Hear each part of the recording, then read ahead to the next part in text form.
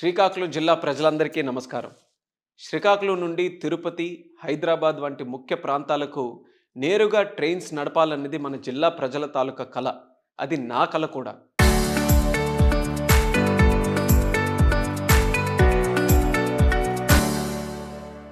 అందుకోసం నేను ఎంపీగా అయినప్పటి నుంచి ఒక లక్ష్యంగా పెట్టుకొని నూతన రైళ్ల కోసం నిరంతరం కృషి చేశాను. ఈ విషయంపై రైల్వే మంత్రుల్ని కలిశాను, రైల్వే బోర్డు అధికారులు కలిశాను, డిఆర్ఎం అలాగే జెడ్ఎం ఈ లెవెల్లో జరుగుతున్న మీటింగ్స్లో కూడా పాల్గొని ఈ విషయం మీద ప్రత్యేకంగా ప్రస్తావించాను. నేడు ఆ కృషికి ఫలితంగా 75 సంవత్సరాల శ్రీకాకుళం జిల్లా చరిత్రలో మొట్టమొదటిసారి శ్రీకాకుళం నుండి తిరుపతికి నేరుగా రెగ్యులర్ రైల్వే సర్వీస్ని ప్రారంభిస్తూ రైల్వే శాఖ ఉత్తర్వులు కూడా జారీ చేసింది. శ్రీకాకుళం జిల్లా ప్రజలకు, ముఖ్యంగా వెంకటేశ్వర స్వామి భక్తులందరికీ ఇది ఒక మంచి శుభవార్త.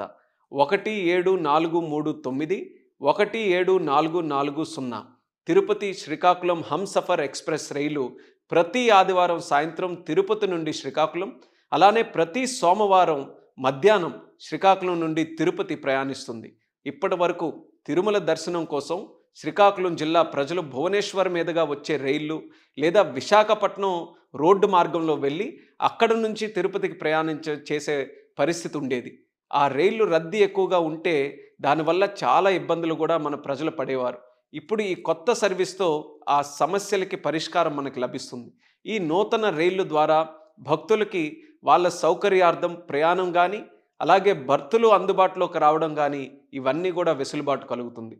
ముఖ్యంగా ఇది తిరుపతి వెంకటేశ్వర స్వామిని మరియు మన అరసవెల్లి సూర్య భగవానుడిని అనుసంధానం చేయడానికి ఒక గొప్ప ఆధ్యాత్మిక ప్రయాణంగా ఇది రేపు మారుతుంది.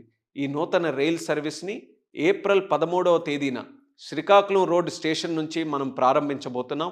మన శ్రీకాకుళం జిల్లా ప్రజలు దీర్ఘకాలిక కోరిక నెరవేర్చిన రైల్వే శాఖ మంత్రివర్యులు అశ్విని వైష్ణవ్ గారికి జిల్లా ప్రజల తరపున హృదయపూర్వకమైనటువంటి కృతజ్ఞతలు కూడా తెలియజేస్తూ, రానున్న రోజుల్లో మరిన్ని నూతన సర్వీసులు శ్రీకాకుళం నుండి ప్రారంభమయ్యేలా నేను నా కృషి కంటిన్యూస్గా చేస్తూనే ఉంటాను. శ్రీకాకుళం జిల్లా రైల్వే ప్రగతిని మరింత ముందుకు తీసుకొని వెళ్తానని తెలియజేసుకుంటూ, మరొక్కసారి శుభాకాంక్షలతో మా జిల్లా ప్రజలందరికీ కూడా నమస్కారాలు.